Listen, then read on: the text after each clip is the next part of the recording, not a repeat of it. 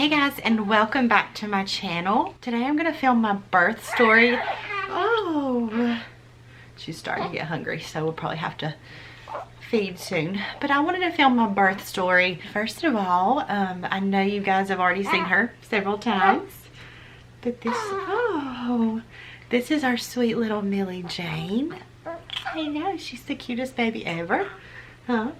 I think she is so cute. Oh my goodness. But I wanted to show you guys little Millie and just kind of introduce her, although we've already introduced her, but maybe if you guys are new to our channel. But if you guys have not saw it yet, go watch our birth vlog. That is my favorite video I've ever put up on this channel. It's amazing and captures the birth so well, and just captures my pregnancy and the birth so well.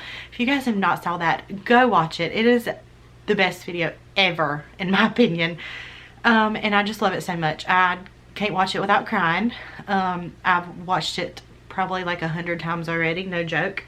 But seriously, if you guys have not seen it, you have to go watch it. It's such an awesome video. Okay, had to take a little nursing break here. So I wanted to film this video so that way I can always look back on it and just remember everything about the birth and how it went and how I progressed, because everything wasn't showed. Everything wasn't shown in the actual birth vlog, and so I wish Ethan was here with me, because I feel like he remembers so much more than I do. And one thing I wanted to take away from this birth is to remember it better than I remembered Delaney's birth, because I feel like it's been 5 years and I feel like everything was such a blur. But I'm going to try to remember as much as I can for this video. We are now 1.5 weeks postpartum, and so I wanted to film this video before some of it become more of a blur. And so it all started Monday, March the 18th. I had a scheduled induction for preeclampsia at 37 weeks and 1 day.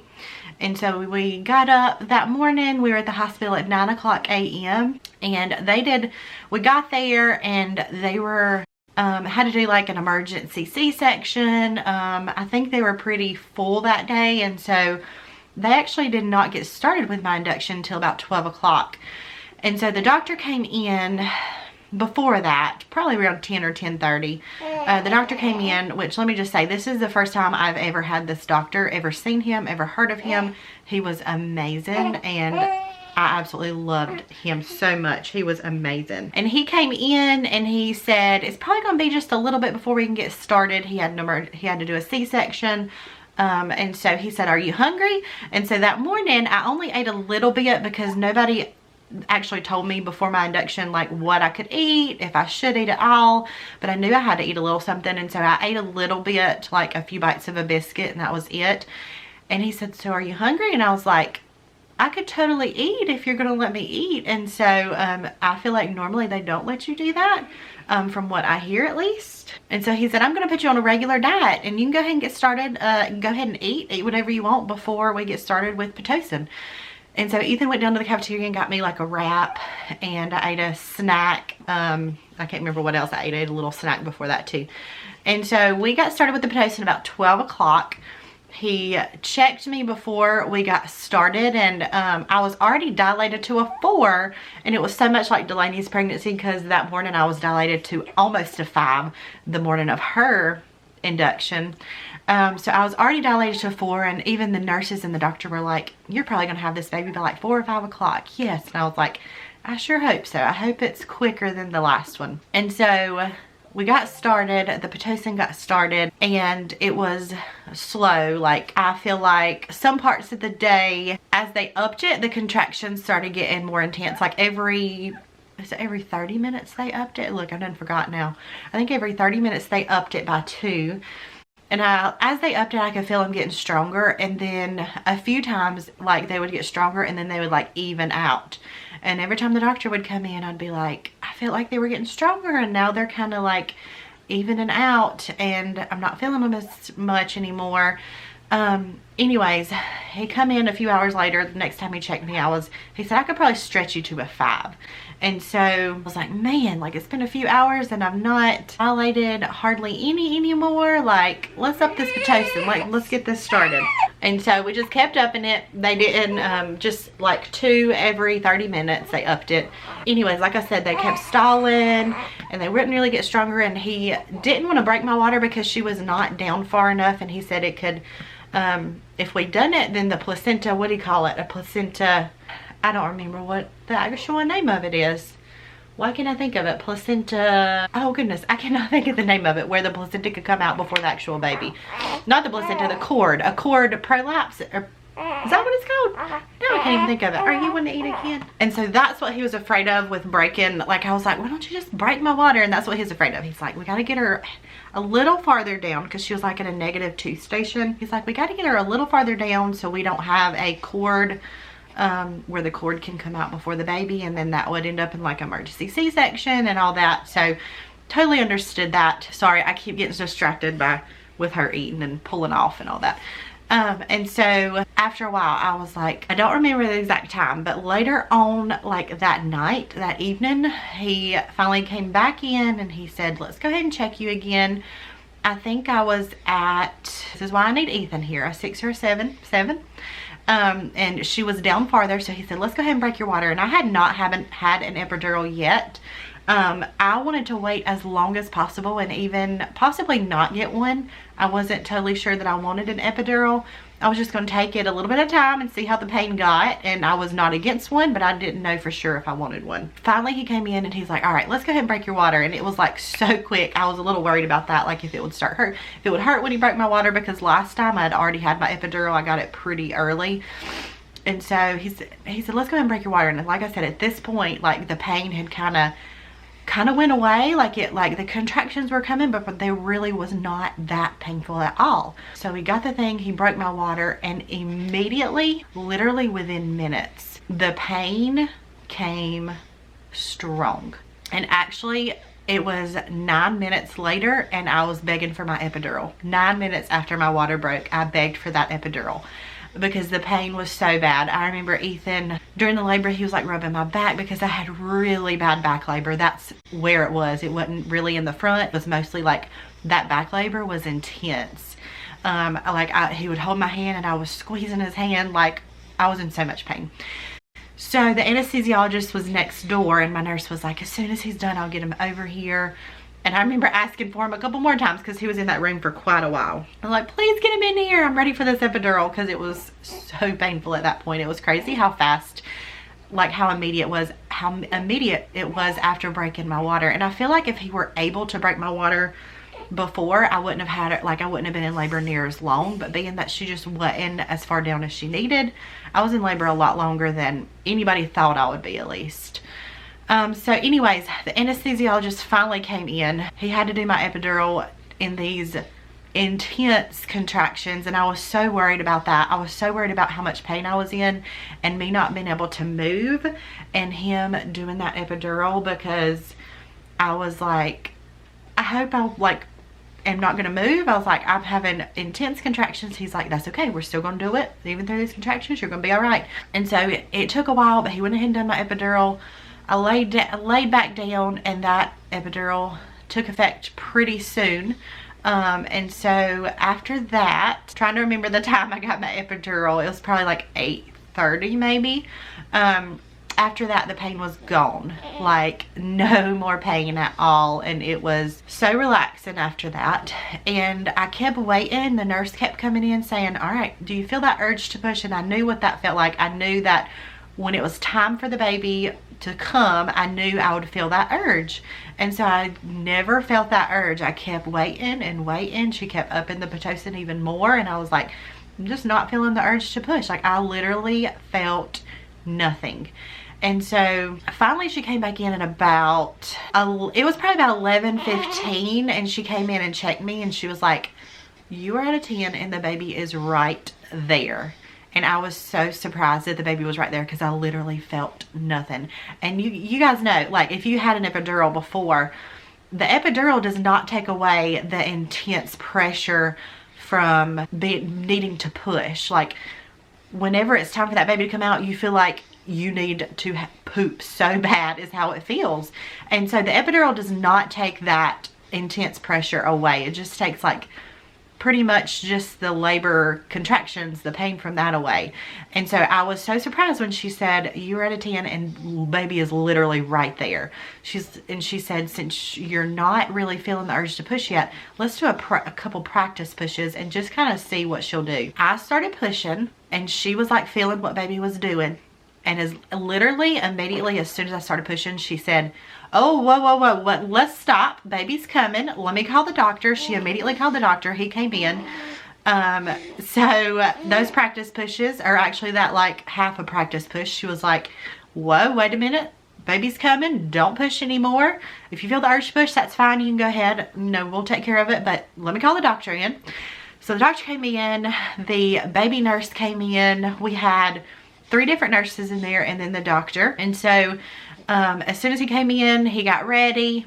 I started pushing, literally like 2 or 3 pushes. Like I said, during this whole time, even while she was coming out, while I was pushing, felt absolutely nothing. And a couple pushes later, her head was out. Literally, like, I felt like I was barely pushing. Like, I was pushing pretty good, but like with Delaney, I pushed for like 20 minutes and that was so intense. And I know some people push for hours, like a few hours, but so if like 2 to 3 pushes later, she was out. I felt nothing, maybe a tiny bit of pressure of her coming out, but literally like I felt nothing. And that nurse, you can even look back at the birth vlog, that nurse said, Mama had a good epidural. And I totally did. Like, that was the easiest birth ever, I feel like.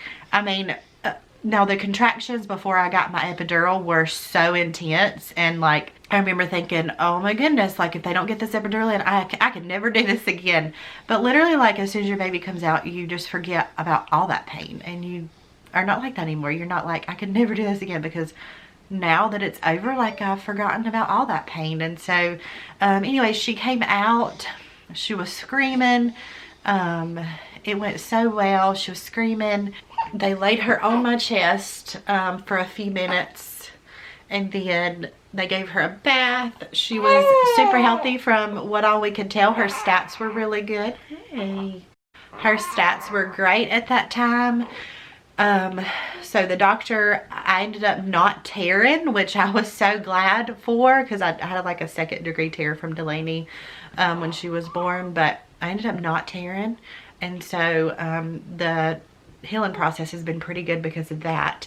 But anyways, a couple hours later, we were getting ready to move rooms. Actually, before she probably nursed about 45 minutes to an hour after she came out and I gave birth. She wanted to nurse, and so right before she started nursing, she started this like groaning, like and we were like, why is she doing that?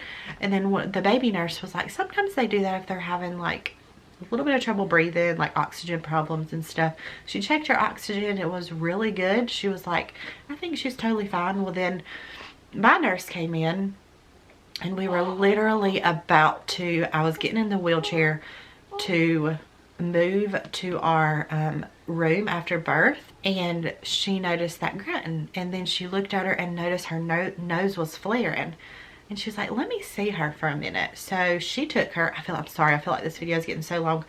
She took her, and then she checked her oxygen, and it was pretty good. And then she called the like nurse supervisor, and the nurse supervisor advised her to call the pediatrician that was on call. He was like, I think in the hospital, but he was the one on call, and he said, take her to the nursery. We need to check her out and make sure everything's good. And he literally came up like immediately, within 5 minutes he came up to check her.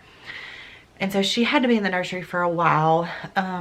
We had to go back to our room. We couldn't really go in there at that point until she was observed, and the nurses were able to kind of see how she was doing. Sorry, my battery died. Probably it's a little different in here.